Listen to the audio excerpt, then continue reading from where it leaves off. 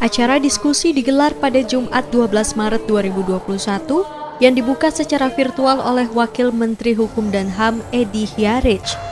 Digelarnya acara diskusi publik merupakan bagian dari usaha memperoleh masukan dari pakar, praktisi, dan masyarakat dalam upaya kajian terhadap keberadaan UU ITE.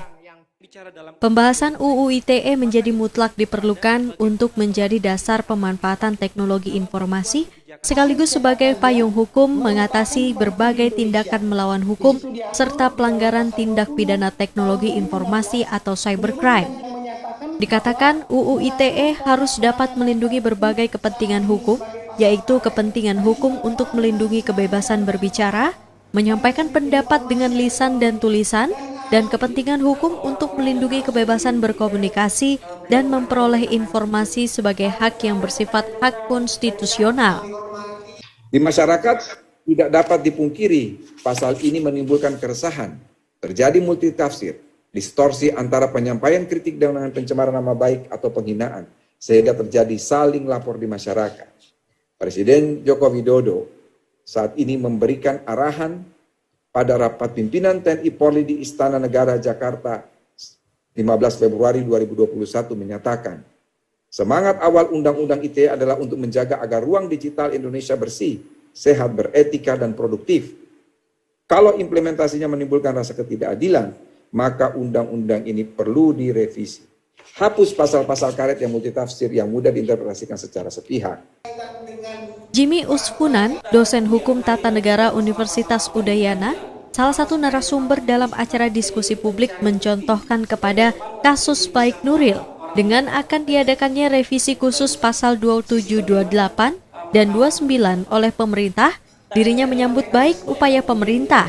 Ia juga mendukung Kapolri, yakni melalui surat edaran yang dikeluarkan agar perlu dimasukkan ke dalam UU ITE, khususnya bagaimana orang yang akan melapor tidak serta-merta langsung ditindaklanjuti sebagai tindakan pidana, namun harus diselesaikan terlebih dahulu dengan mekanisme mediasi. Beberapa kasus itu akhirnya yang sebenarnya orang itu sebagai korban, akhirnya itu bisa dijerat sebagai pelaku. Kita bisa lihat seperti kasusnya Baik Nuril. Baik Nuril itu sebenarnya dia korban pelecehan seksual, tapi akhirnya dia dikenakan Undang-Undang ITE karena menyebarkan transmisi rekaman itu. Sehingga dalam konteks ini, dalam sampai putusan Mahkamah Agung, Baik Nuril juga akhirnya berstatus orang yang terpidana, dan Kepres 2019 oleh Pak Presiden Joko Widodo menetapkan bahwa diberikan amnesti kepada Baik Nuril. Hal ini menunjukkan bahwa fenomena-fenomena keadilan-keadilan atau kondisi-kondisi fakta yang jauh dari rasa keadilan itu dimunculkan gara-gara pasal 27, 28, 29 Undang-Undang ITE itu.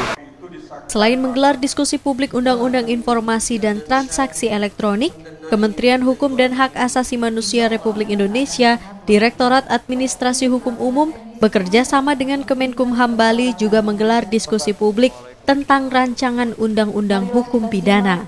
Komang Suarbawe, Kompas Dewata.